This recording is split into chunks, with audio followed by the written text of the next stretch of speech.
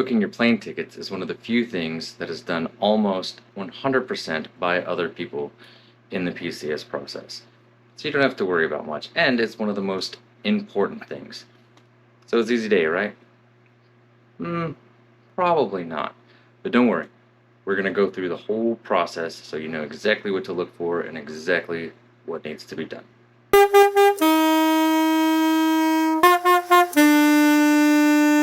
Okay, so we're continuing our series on the Navy PCS,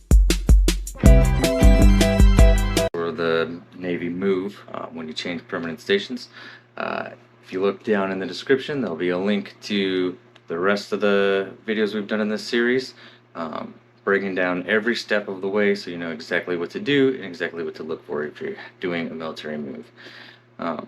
So PCS, like we said, military move, it's permanent change of station. And obviously that's going to require plane tickets, right? In most cases, especially if you're overseas or going overseas or even just within the US, more than likely you're going to get there via plane. So you'll need plane tickets. It's kind of a process to get there, but we're about to go through it all. So there's a couple entities involved in this. Your command has a person, the CPPA, which is the Command Paid Personnel Administrator, right? So they're going to be your primary point of contact, hopefully the only person that you have to talk to in this. When you get your orders, they're going to give you a bunch of different paperwork you have to do. A lot of that is command generated. A lot of it is big Navy paperwork. And one of those forms is the PRR, and we've talked about that briefly in the past. We did another video, also down in the description, about a PRR and a TIR, where we go through step by step how to fill those, but we're going to touch on that one more time. So the PRR, let's backtrack. The other entities involved are going to be the NAV PTO, which is like the Navy person that will coordinate your travel once the request is submitted by your command CPPA. And then once the NAV PTO has coordinated that, there's an entity called SATO that will actually acquire the tickets. So, all right, back to the beginning with the PRR. We're going to go through that real quick here, just like a little review on exactly what to do to fill that out. So we'll start here. This is the beginning, the first third or fourth of the PRR, right? I'm looking at down here. So you have box 1, type of request. Is it new? Are you modifying it? Or are you trying to cancel some? That's right. The first time you fill it out, it's going to be new. And then number 2, you have the date. That's going to be the date that you're filling it out. And you can see next to number 2, there's a bold box that says NAV PTO use only. Obviously, you're not going to touch that because you're not the NAV PTO. Box 3, transfer clerk command POC. So that's going to be your CPPA. You're going to fill out 3, they're going to fill out 4, they're going to fill out 5. And then you are back on 6, where you're going to put your name as it's shown on whatever ID you're going to use when you travel. So whatever you show the people at the airport, that's how your name needs to be put here. 7, social security number. This is all just your personal data, right? So you have 8 is your rate, your rank, 9 is your date of birth, 10 gender, 11 is your passport number. That passport number is going to be for the service member. You'll see later on we show you can put your family's information in as well. Your phone number. Box 12, that's going to be the service member's phone number. Highly recommend putting the phone number in. Hopefully you have one that you can be reached throughout the whole process. If it's an overseas move, either going or coming back from, I highly recommend Google Fi, just because that works in almost every country, especially I think it does work in every country that you would be stationed in, so that you could have a consistent phone number throughout the process, overseas and back in the States. But that's your call, obviously. More contact information, then 14, 15 are command information, 16, 17 are dates, your detachment date from your command, and the day that you're available to start travel. That's all down there. So we'll look at, what is 19? Are there any stops? Yes or no, like if you have a school en route or something like that. And then box 20, travel type. Accompanied or unaccompanied. That means, are you taking your dependents, your family, or not? Unaccompanied is by yourself, accompanied is with your family. And then it asks, same box 20, whether you're PCS, permanent change of station, COT, which is like Um, Consecutive overseas tours. So if you do back-to-back overseas tours, you get some leave involved in that, or some travel. You would mark that box. Deferred COT is the same thing, just deferred. OTEP, it's when you extend at certain stations and stay there longer. Sometimes there's leave involved in that. And RAT is when you've extended kind of against your will. There's leave involved in that as well. So we'll go down to the next part. Box 33, alternate routes for personal convenience must be authorized, blah, blah, blah, blah, blah. So box 33 is when, if you're leaving Seattle, right, and your next station is in Texas, they're going to get you tickets from Seattle to Texas.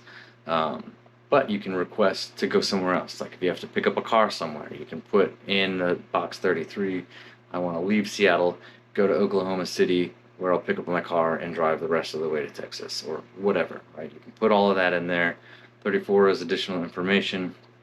You can put your family members' DoD IDs in there, or you can put, like, if you need to take a certain airline because you're flying with pets, you would put that information in there. Anything out of the ordinary that you're requesting from the NAV PTO for your travel. Right. Next box, 35. Are you shipping a car, a POV, personally owned vehicle? Yes or no? And 36, pet reservations.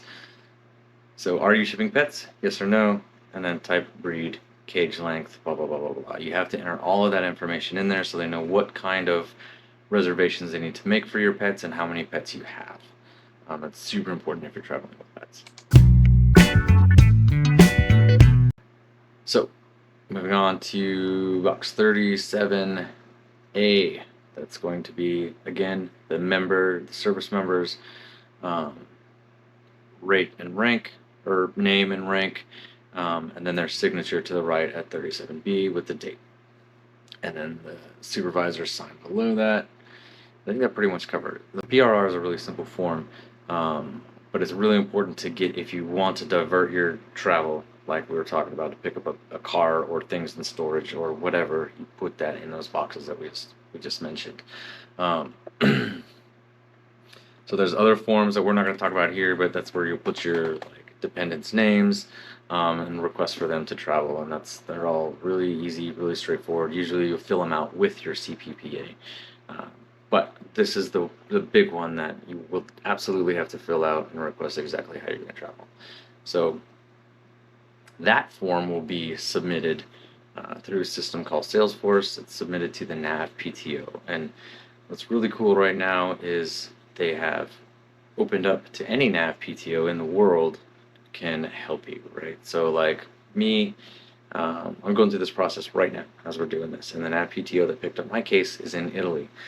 I'm not in Italy, so if I want to talk to that NAV PTO, I have to wait until their hours in Italy and try to contact them that way.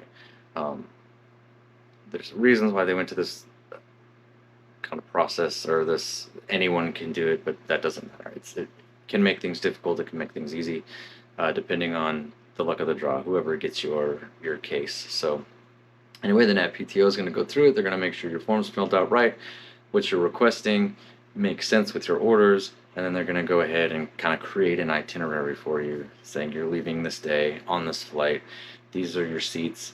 If you took family, these are your family seats, and that becomes your itinerary, right? And you'll get an email saying, boom, here's your itinerary. In most cases, unless you've requested your tickets be paid for really soon, like immediately, then those aren't going to be real tickets. It's just saying this is probably when you're going to travel. And then about 3 days before you're supposed to leave, then they'll pay for those tickets, and that becomes locked in. Those are your tickets. So some important things to note here. If you get that itinerary and you want to change it for leave reasons or anything like that, before you can change it, you need the tickets funded. So then you would talk to your CPPA and ask them to request early ticketing so that they pay for those tickets ahead of when they normally would, because once they're paid for, you can tweak them through an entity called SATO, as long as they're minor tweaks, right? If you do that, there's a good chance that you'll have to pay some money out of pocket, whatever the difference is in the flights. That's going to have to come out of your pocket if it's not in conjunction with your orders, right? So if you're not flying to a school or your actual home station, or to pick up something, some of your stuff, or a car that was stored by the Navy, then that any difference is going to come out of your pocket. But moral of the story, if you want to change them for your own personal reasons, they need to be funded first. You need to request that through your CPPA, who will get your NAV PTO to fund it. So once you have the itinerary and it's time to get funding, whether it's early or normal, 36 hours out, or 72 hours out, then it'll be pushed to a SATO, and the SATO will actually buy your tickets and send you a real itinerary of actual flight information that you will be on, and voila, you have your tickets. But you need to, once you have your tickets, make sure it's 100% accurate. If you are flying with family and you want to sit with your family and your seats aren't the same, you have to call the SATO. If there's any changes to your itinerary once it's funded, that goes along with your orders, they're not personal changes you want to make, you have to request those changes back through the NAV PTO. Like for instance, in my case, we are taking pets, and the flights that I was booked to begin with, the airline they gave me will not take pets on their flights for that leg of the journey, right? So I have to request for the NAV PTO to change that airline to a specific airline that will allow my pets to fly on the plane with me. They're in cargo, but either way, there's a bunch of rules and a bunch of things you have to look into. But once you have those tickets, you need to make sure everything works with the move that you're supposed to make with pets, picking up other stuff, right? And you have to, if it's wrong or it needs changed in any way, you need to start that process immediately. Immediately talk to your CPPA to get that started, because with the way things work, it can take a while to get those changes made and funded. So be detailed when you look at it, when you evaluate your trip, and any changes, get them made right away. Really, that's the main bits, right? There'll be differences for different commands, but everything that we talked about in this video is like, it should be the same everywhere you are. Like I said in the beginning, there will be other forms you have to fill out and other things that are expected depending on the command and the area you're in. But this, what we talked about, the PRR and the process, should be across the board for almost all the Navy. That's all we have for today. If you like these things, right? You like these videos with the information, boom, hit like. That's why it's called the like button, because you like it, hit it. And if you want to see more, just, I don't know, hit subscribe.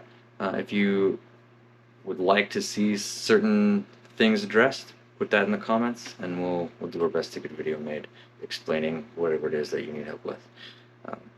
That's it. Bye.